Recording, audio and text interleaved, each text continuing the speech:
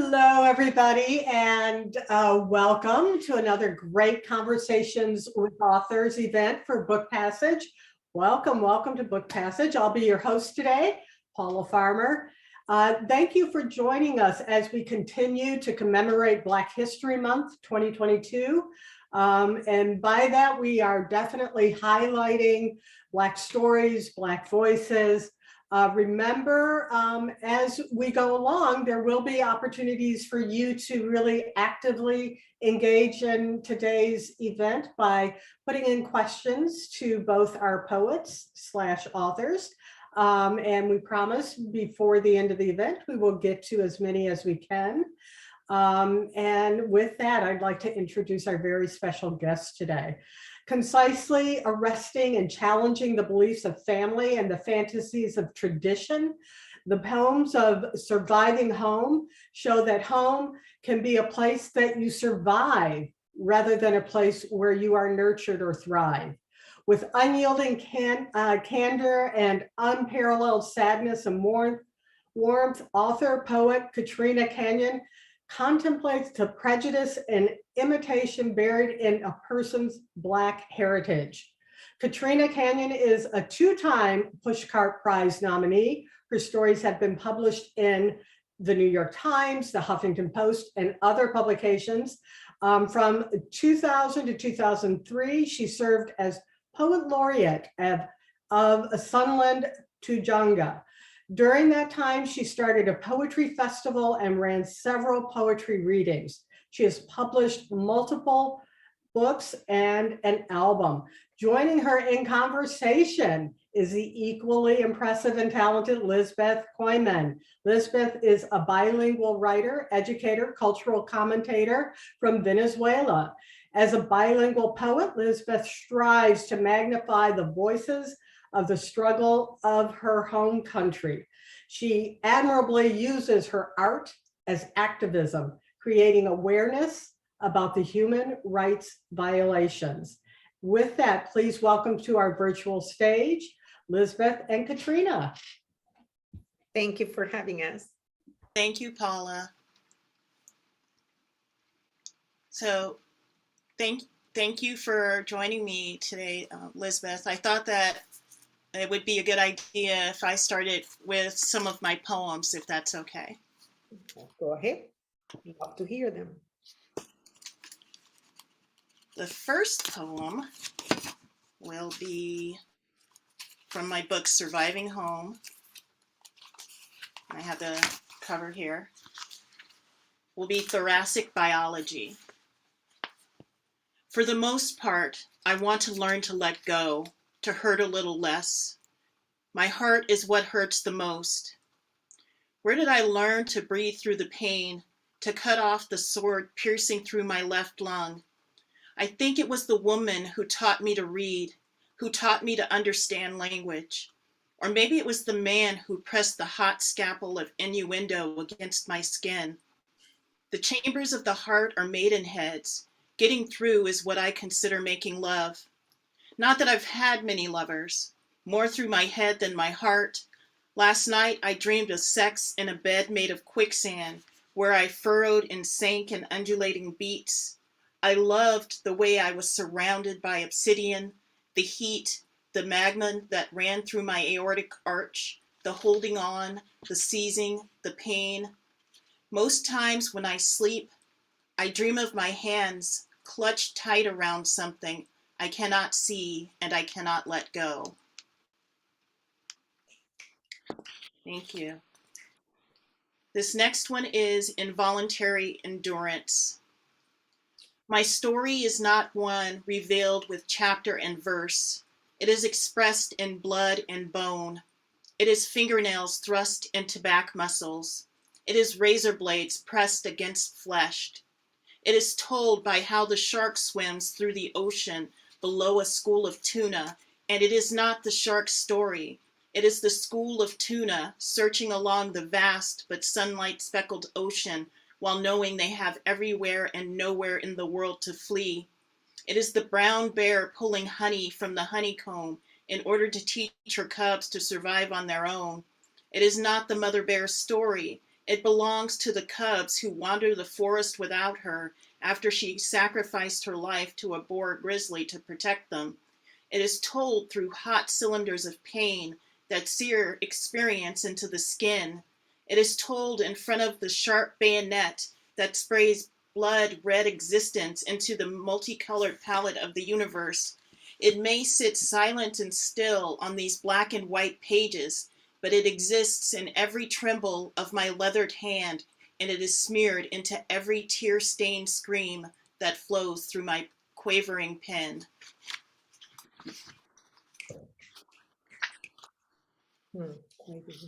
This one is called My Life Map. The portrait of my childhood resides in Thomas Brothers Guides. My home is carpeted in asphalt and built with median walls.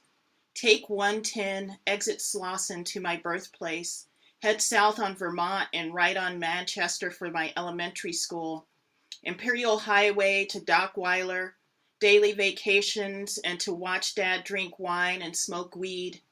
91 East to high school, 91 West to leave high school, park on Manchester and Prairie to go to the track, live at the motel across the way.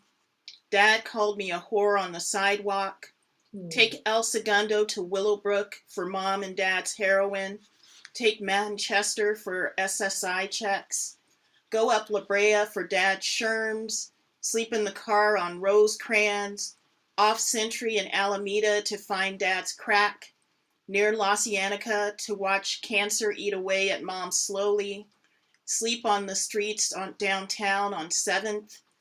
South on 405 to start over. Yeah. Thanks. This one is an afterthought of a Netflix show. When my mother was in college, one of her professors said she looked like a black Carol Burnett. It has been 31 years since my mother's death, and I still search Carol Burnett shows for traces of her within Carol's face.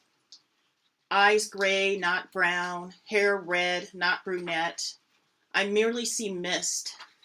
My mother lived with a man who abused her every day. She said there was nowhere to go. She died before I hit 20. When I grew up, I lived with a man who abused me every day. Carol said, only I can change my life. No one can do it for me. So I left with bruises on my neck and a baby at my waist. At least Carol endures with me. She is 5 years older than my mom if my mom had lived. I am 1 year older than my mother ever lived. It feels wrong passing my mother.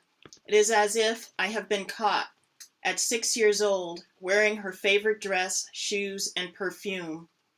Carol looks pretty good for her age. Her hair is still red. I'm sure it is dyed. When my mother died, she was mostly gray. I am not, but I have less hair than she did. Right now, you can watch Carol Burnett on Netflix. I don't think she'll get a second season.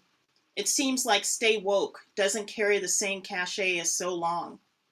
In the end, I prefer to watch reruns. They sit on my mind like happy memories, of which I have so few. Most flashes of the past are visions of beasts. I wish I could spend the day watching Carol talk to children, but alas, I have grown-up things to do.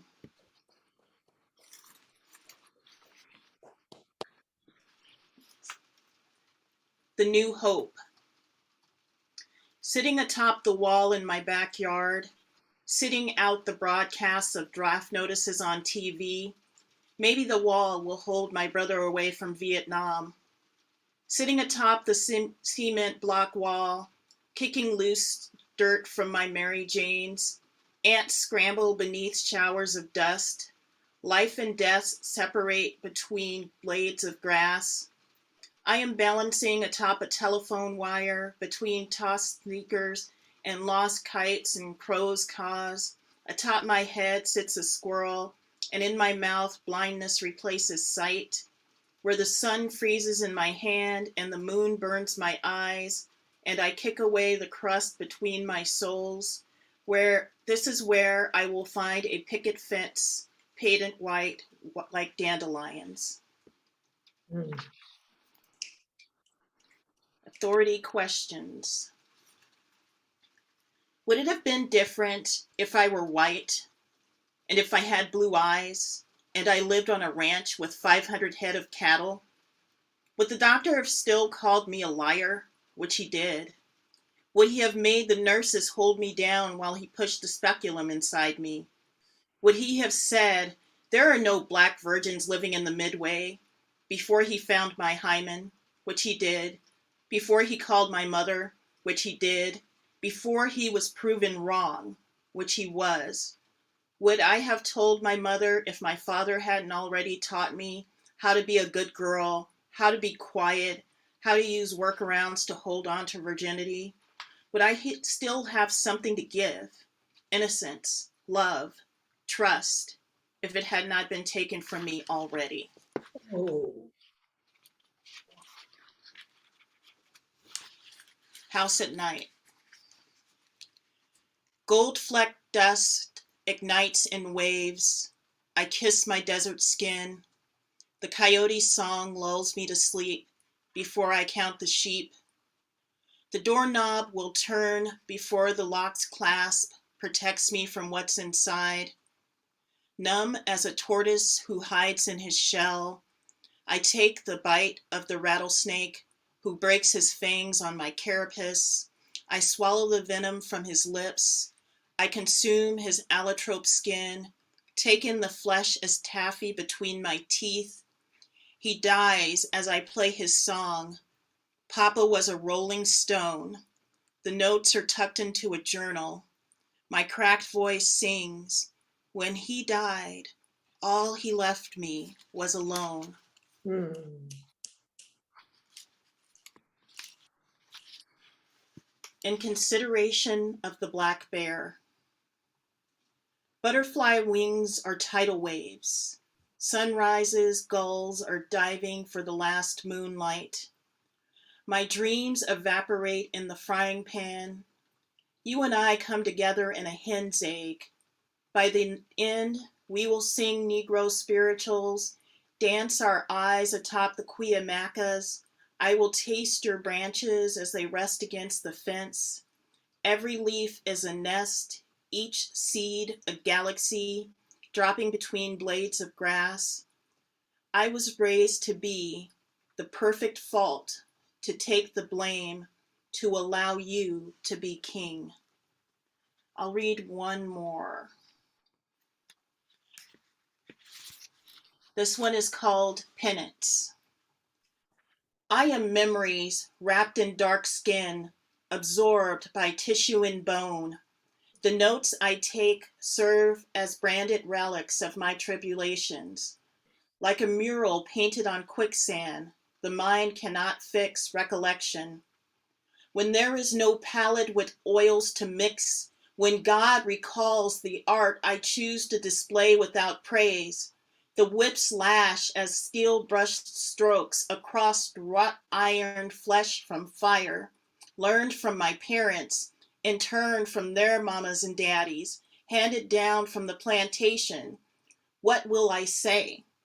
This is my art, inspired by God's flood, his pestilence. The bruises were his marks upon Cain, the blood, the pain upon Eve. I will not ask forgiveness for denying him, just as he will not ask for mine. Mm. Thank you so much for listening. Thank you, Katerina, for your incredible, incredible poetry. Every time I hear you read, I have the same feeling. How do women who went 50 years without knowing of the other existence can have so similar upbringings and worlds apart in another language? Just for the audience to know, we met recently online, but we have bonded through this shared history of pain and resilience. And I want to ask you a question. about that resilience. In your poetry, you evoke so much pain and trauma. How did you take care of your mental health while you were revisiting those experiences so that you could write about?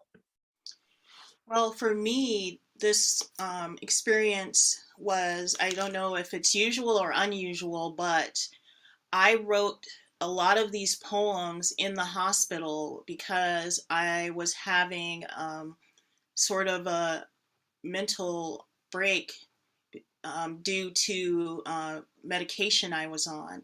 So I had to, for lupus. So I was in the hospital getting my medications adjusted for lupus, and then they also were treating my depression at the same time. And the doctor, he said to me, write, just get whatever's in your head out on paper. And I'd been a poet for a long while, but this is the first time I think that I just put it out there, and I didn't try to be artistic or uh, think too hard about the metaphors that I was using. I just wrote what what I was feeling, and the process of writing was very healing for me. Uh, it it connected me to who I am and who I've always been, which is a poet, Mhm. and embracing these things that happened to me and knowing that I wasn't to blame for the trauma that I experienced, and knowing that this is a systemic thing, and that's what I worked out in this poetry. As when I say things like handed down um, from my mamas and daddies and from the plantation, my parents, my father abused me because he was abused, and those people in turn were abused, and it was the cycle. And acknowledging that allowed me to end it. Exactly. It's a multi-generational disease Yeah. that is handed down to us in wrapped in pain and barbed wire. And it's up to us to unwrap it and take off all the rough edges and present our children with a better option of a life than we were handed in, right? Exactly. And it is admirable somebody can write about such horrible experiences. I mean, that experience with the doctor was like, was Yeah. difficult to and write about that in such a beautiful and fine language. It is interesting. How can you strip the rawness of the pain and bring up the beauty of the language when you're doing that? How writing, how doing that process of taking the shard of the skin to clean the wounds through poetry, how did that help you in the healing process? What transformation did you first observe once your book was ready? Did you experience anything that you could say, oh, there was a shift? And how was that? There was definitely a shift after I got out of the hospital, and I, my husband, he took we moved actually to Portugal for a little while, and I write about this in the book as well, landing in Lisbon, where I had this whole shift in feeling and how I sat in the world, because uh, this was, during the Trump presidency, and I just had this perception of the world as being a really dark place. And then I get to Portugal, and there's just like this light, and there the tiles and the people, And there are brown people in Portugal and white people, and it didn't seem to matter. But just the same, there were still traces of colonialism that you saw in Portugal. But there was kind of this acceptance of who I am and the history of the person that I am. I'm not just one experience. I'm history and present and future. And that's what I saw when I was done writing this book. I'm just not one experience, one trauma.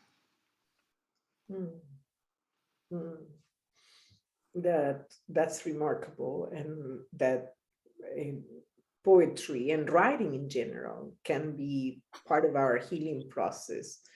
I always say that I would suggest to medical schools when they do psychiatry, to include writing as part of the curriculum, as part of the therapy, possible therapies, because this is so healing. For me, it has been very healing. For me too. Yeah. What would happen, or I don't know if it has happened already to you. I know it has been happening to me, that it comes a point where I don't feel like I want to write more about pain, that I want to celebrate the joy of life. What would happen if you didn't have to write about pain? Where would your writing go in the future if you, instead of excavating trauma, you will be able to honor the joy in your life more expansively? Not that you don't, but we have to spend so much time healing and going through that painful process of revisiting experiences. Where would your writing go if you didn't have to go through that process? People ask me about this. This book has so much pain in it and so much trauma. I get the question, is your next book going to be less traumatic or lighter?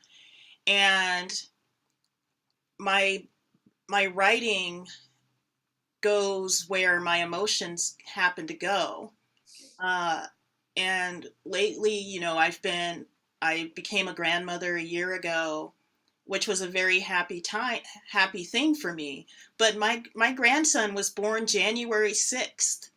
So there's kind of always, as a Black person, no matter what kind of happy event you have, it seems like there's always going to be just like this racism bubble that you're sitting in that you have to acknowledge. And I think that's how my work is going to be. No matter what kind of happiness I grab, there will always be that bit of trauma that someone is tossing at you. There was one day I was asked to go to this lecture and read this paper that I had written, and I felt really honored and I was excited about it. And as I was on my way to this reading, someone yelled, "Go home," N-word, So it's just kind of like, that's how it is to be Black. There's always going to be, no matter how bright you try to make your world, I feel like there's always going to be some sort of darkness that's poking at you. Interesting. Well, thank you very much for answering my questions. Well, thank you. And I would love for you to read some of your work now. Okay. Start with a little bit of home. De mujer a mujer, to Venezuela. Mujer, I talk to you without hair on my tongue, without a drawer inside hiding unspoken truths. Here's a mojito. Take a sip. Young, attractive, educated, and fucking rich. You are anything but naive. You've fallen into every trap. First, they hit on you, wrap you around their pinky fingers, and as soon as you spread your legs, they beat you, kidnap you, rape you, enslave you, starve you, not to enjoy your body. Mind you, you're hot. All they want is to live on your back. Fucking pimps, fanning their testicles, dilapidating their infinite wealth. Is that mojito strong enough? Easy, mujer. I want you alert, not drunk. Es que me echó tierrita en los ojos. Yeah, right. See where his sweet talk will take you, has brought you. You've become a beggar in rags, eating from the garbage truck, stretching right and left, hoping for a handout to feed your brood. No puedo ver tanto niño muriendo de hambre. Look at the pimp who says he'll defend you while waving his friend's flags, not yours. Look at his watch, his private jet, his feast for kings. Where do you think that comes from? Door-to-door sales of Avon products? Tu verdadera cara escondida detrás de una bandera caduca. Every time a new jack shows up at your door, warming up your ears, you fall for the same old trick and offer him your botija. With the slumber still heavy on your eyelids, you sit at a low table in the park to learn to play chess. Onlookers stop to pay attention to your moves. From the sidewalk, I scream to you, my queen, stop being such a pendeja. Get your children together and set yourself free.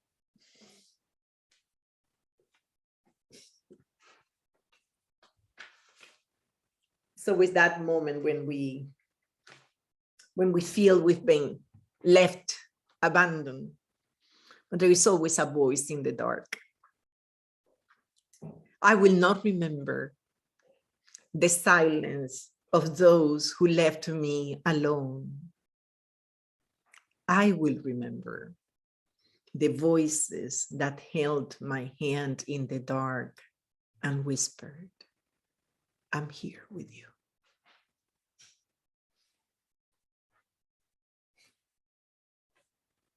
And this is why Katerina and I feel close. Newton's second law of motion to my parents on my 55th birthday. Learning the laws of letting go, excavating trauma, medicating trauma, thinking forgiveness inhabits a kingdom for which I bear no passport nor entry visa, while holding the past with both hands folded over my chest, a survival trophy, until mother's voice message, your father weighs 112 pounds. Or brother's WhatsApp reads, I was able to bring them water today. They've had no electricity for a week.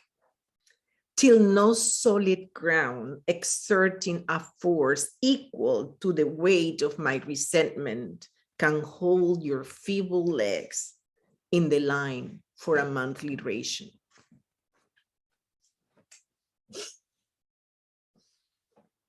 And you have to learn to let go, right? And sometimes I think we just have to celebrate what it means, the joys of life. True. Passion fruit mousse, and a cappuccino. I wonder at one point in the pandemic what it would mean to be a furtive lover in a totalitarian regime. And this is what it came up with. I'm craving mousse de parchita with a cappuccino. Sweet smell of grass calms all my hesitation.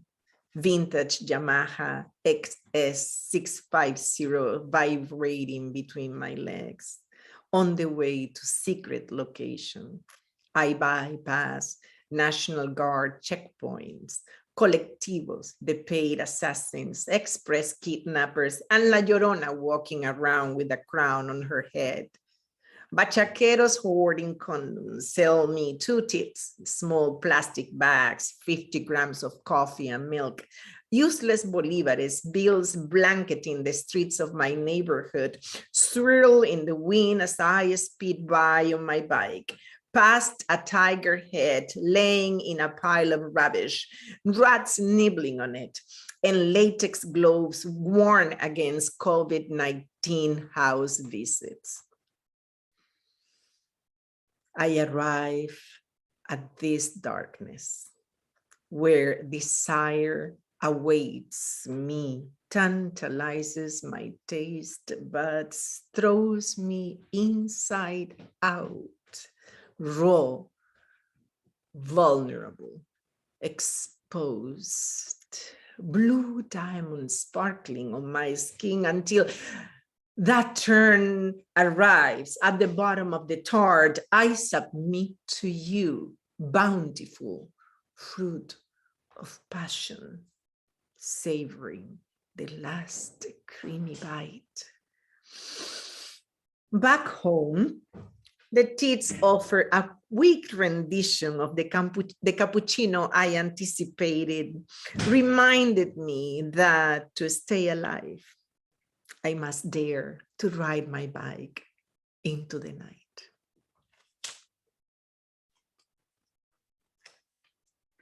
And last tiny one, or do we have time for more? Last tiny one, the experience you need, the experience that you're having, loving without the certainty of a tomorrow, without reciprocity, in the depth of this confinement, necessary experience in the never-ending task of becoming. Thank you so much. That was amazing. Your work is just so raw and visceral. I love it so much. And as you said, it's like we're sisters when we and our poetry, the way we have these stories that are intertwined, except it's like yours is a Spanish translation. I wanted to read just one line, the first line from my memoir. I was 16 when my mother chased me with a hammer. And that's why you and I know what we are talking about. Yes. We know trauma. We know what it is. So also, another thing you and I have in common are the religious allusions that come out in our poetry. Can you talk to me about the how religion and Catholicism influenced your work and especially this latest book, Uprising? Yes. I should preface anything that I'm going to say right now with the fact that I am currently an atheist, and I didn't begin that way. I entered Oklahoma in 2002, mild agnostic, and I left Oklahoma, radical atheist. But before that, I was raised Catholic, born and raised Catholic, and like in most working class neighborhoods, going to mass on Sunday. In my youth, I was in Catholic youth groups. But I went to non-schools from the 7th grade to the 9th grade. I went to non-schools, to all women or all girls schools, right? And of course, we had to go to mass every Wednesday in school, and we had to learn to pray the rosary. And it was, every class started with a prayer. And so it was pushed down Catholicism. And I was still in my parents' house, of course. And my neighbors knew that I knew how to learn, that I knew how to pray the rosary. And, you know, we have culturally, we have these novenas. When somebody dies, we pray for 9 days. Every evening we meet, family, neighbors, friends, we meet to pray the rosary. It's a 9-day ritual. And on the 9th day, there are specific more rituals that it's done on that very last one, right? So at age 12, my neighbors started asking my mother to borrow me so that I would go and pray the rosary for my neighbors that passed away. And sure enough, I was in high demand. There were a lot of old people who died in my neighborhood, and I would go and pray the rosary for them for 9 nights in a row. And it was a fun experience because I was just a girl. And this is usually done by older women and this and that, but I don't know if it is because nobody was able to do it or because it was the novelty that it was just a girl doing it. But I could pray the rosary. And to this day, I could pray the rosary with my eyes closed. You know, it's a ritual that is ingrained in my brain. I know the prayers. I cannot pray in English. I pray in Spanish. And I cannot believe in the existence of a God anymore, but I still hold the soothing effect of prayer in me. And I set out to write that first poem of the book as an essay, and it came out in the form of a prayer. And I don't know why it came out in the form of a prayer, but it came. It was a lyrical essay, and then I had to work it out to make it a poem. But it was very lyrical, and it was a prayer all along. All the Father's prayer was there all the time. So that's how it comes. All the religious references and I don't think I can speak without saying one thing or another that evokes that Catholicism where I was raised. It's part of me. I don't deny culture. It's part of the culture. And another thing that influences, and I feel the same. I was raised really religious, and it's in my poetry. Even though I'm a Buddhist now, it's something that you can't let go of. And the same sort of thing is you get that with parental influence. And I saw that in your poem, Mujer. I know I'm going to pronounce it badly. My Spanish pronunciations are horrible, but Mujer y Mujer. I saw kind of a lot of parental influence in that poem, and and I think I told you at some point that it made me think about poems that I've written about my own parents. And I wanted to ask you about how much of your family influenced your work, and in what way. I know that there was a lot of trauma, in your work. So, how did you incorporate that and marry that into your work? Okay, so the Mujer a Mujer, it's more a rescue of my working class family. My working class voice. I grew up in a low middle class neighborhood where everybody was known by their trade. So there was, the policeman, the plumber, the union leader, the teacher. So it was a very working class neighborhood. Now, my mother specifically is very, when she speaks, she's very coarse in her language. And I tend to do that in Spanish too. I can get really coarse in my language, the way I speak. She was particularly abusive in the way she spoke. Even when she was well-intentioned, she would be very coarse. And that translates a little in the Mujer a Mujer because I'm very coarse in Mujer a Mujer. I say the things very bluntly, but I want to talk to a woman, to my country, as if I were talking to a friend. That friend that always comes back with the same story. The guy is still hitting her. 5 years have passed.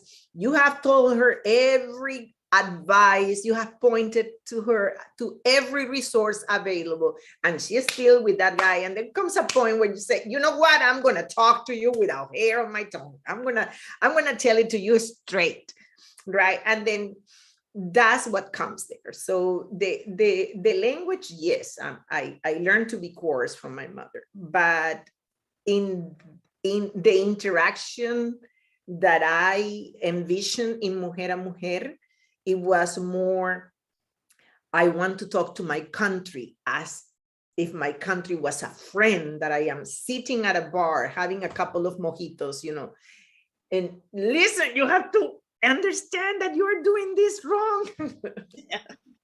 Yeah. And it's a working class voice. It's not academic. I'm not a political analyst. I'm not anybody with a particular ideology. I do not believe in ideologies as much as I don't believe in a God. I think both are dogmatics, and I don't like anything that comes prescribed with a set of orders, and so I speak from what I feel, not what I know. It's what I feel. I feel you are doing this wrong. I want to change your mind. So we have a couple of questions. The first one is Anna Marie Booth, who asks, has faith helped the painful memories? As we both have said that, I'm Buddhist now, and in my book, I spend a lot of time being angry with God. And I say that I'm angry with God, even though I sort of feel like I'm an atheist. I honestly feel more that I don't focus on whether there is an existence of God, because there are so many other things to worry about, that I just don't. It's a question that cannot be answered to me at this point.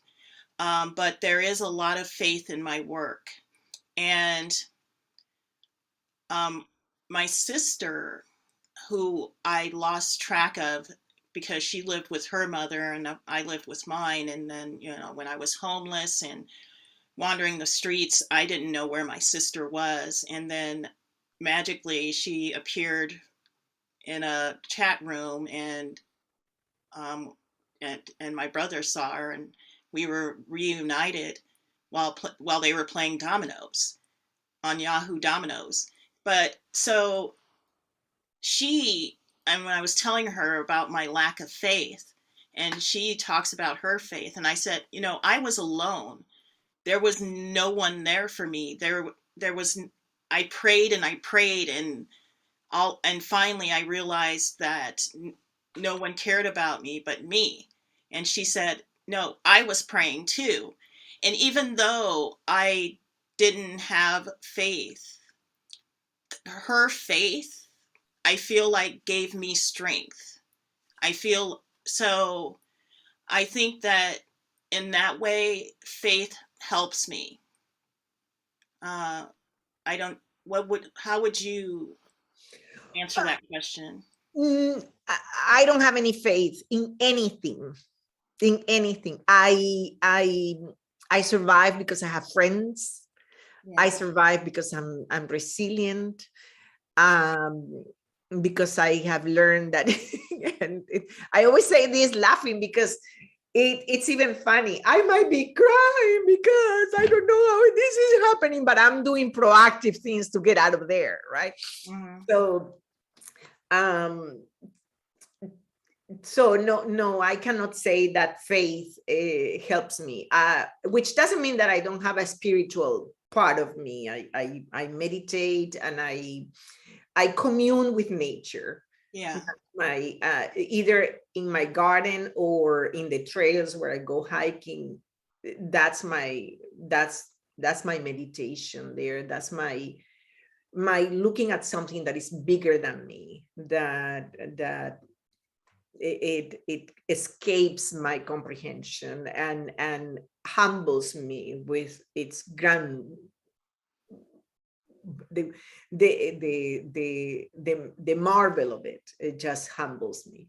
So nature, when I feel like I just can't bear it anymore, I take to the mountains and just hike this thing over. Yeah. Yeah. That's another question there that says, does writing negative experience increase or lessens the pain associated with experience? I'm gonna go at it first, and then I pass it to you because I sort of an answer. While you are writing about it, it's very painful. So Uprising Alzamiento, my latest book, was born out of anger, because I was angry with people here in the West Coast who were oversimplifying in their comments on social media. They were oversimplifying the tragedy that is happening in my country. So I was really, really angry when I was writing about it. And I took a class that's called Poetry as Survival. And I learned to survive that anger of the social injustice I was seeing through the writing. And it was painful, but once it was done, it was done. With the memoir was some much more complex process, because I had a lifetime of trauma to excavate. And I wrote my memoir under not coaching, not writing coach, nothing. I was in therapy. My psychiatrist gave me questions, and I would take those questions home with me and write answers. I would send the answers to the psychiatrist a month ahead, and he will then base our session in those. But while I was writing those answers, I was cathartic. It was painful. It was excruciating to write about incest, to sexual, physical, emotional abuse. It was very, very painful to go through all that. Now I can read chapters of the book without breaking down to cry, to in tears. But there are still some passages in the book that are, if I don't break down anymore while reading, they are still, make me pause, and they are still difficult to, you still feel that they are still difficult to digest. Is it better? Yes, it is a lot better. I don't wake up in sweat anymore. The numbers of nightmares have reduced. I don't have those paralyzing flashbacks that I used to have anymore. And I think it was due to the fact that I wrote that book, that if I had not had the courage to write that book, I wouldn't have the presence of mind that I have today. And for writing. Yeah, for me, writing about the negative experiences was also cathartic. That is a good word for it. It's painful when you're in the process, but once you have it on paper, it's kind of like you're just letting it go. It. I grew up in a house of secrets, and writing it and saying and putting it out there, it's it's saying it's saying that these things that happen to me no longer have power. They're not in my head anymore. They're not secrets anymore. I have nothing to be ashamed of, and it's all out there. And it's surviving home because I was surviving as I was writing this. I wasn't trying to kill myself.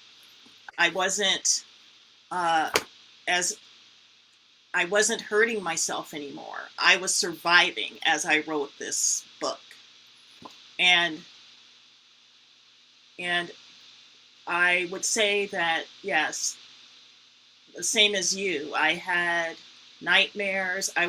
My husband would wake me up as I was screaming in my sleep, and I'm not going to say that I'm a completely happy person now or that my life is 100% better.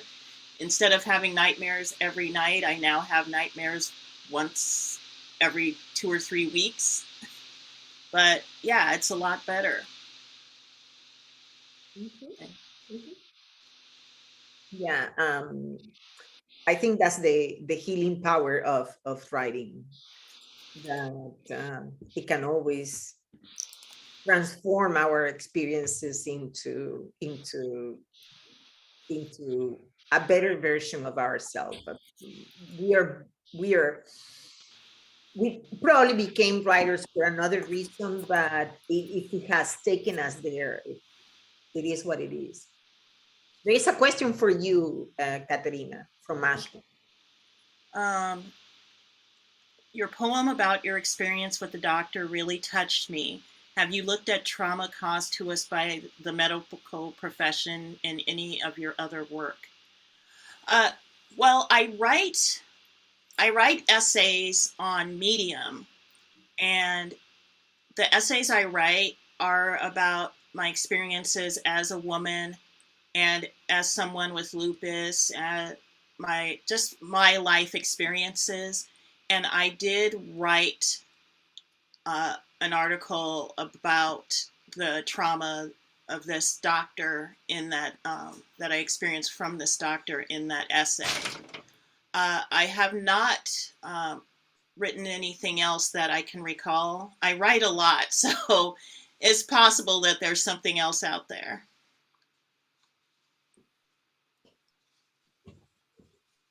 Okay, any other question?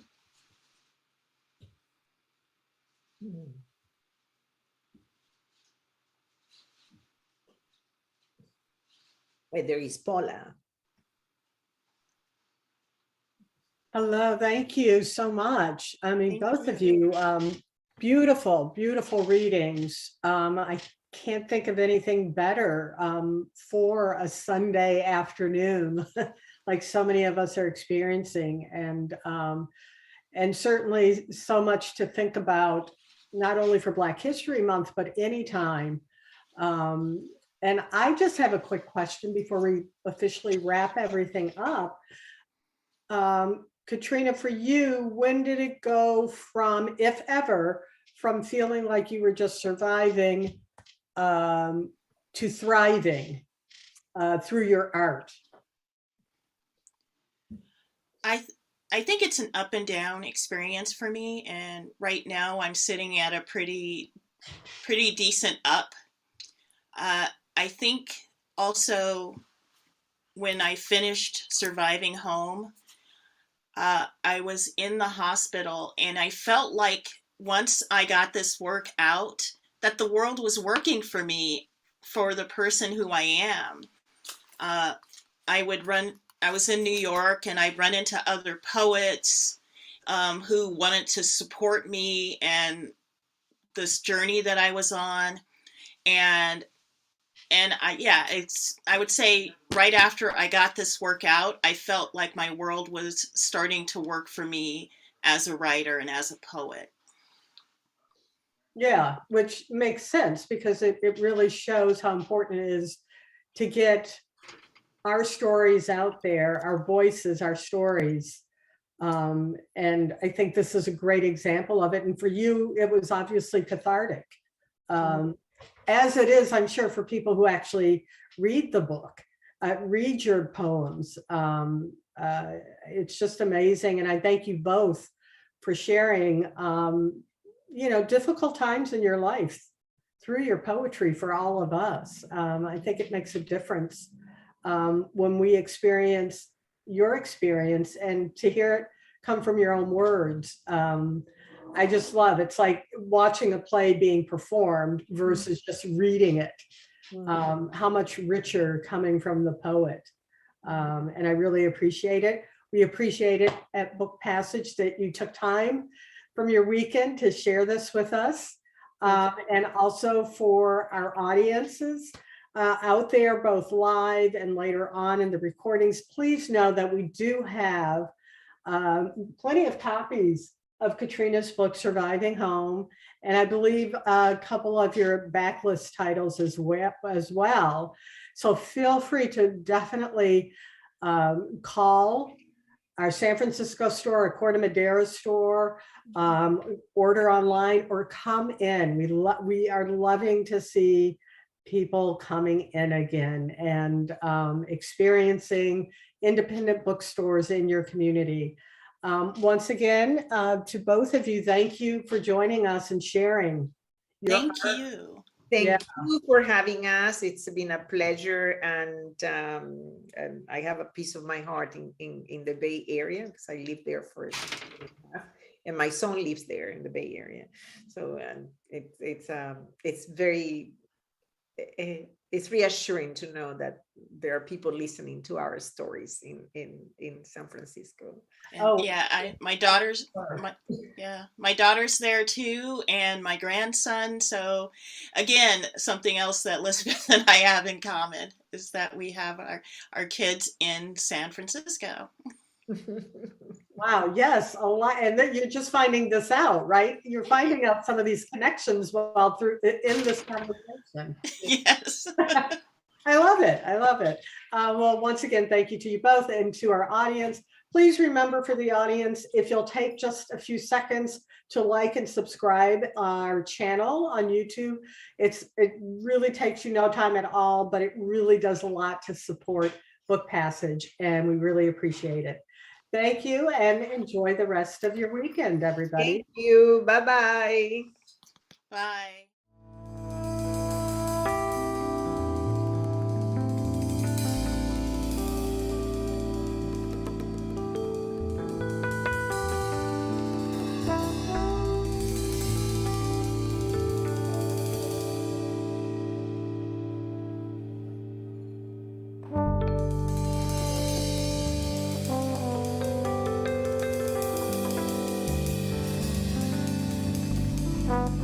Thank you.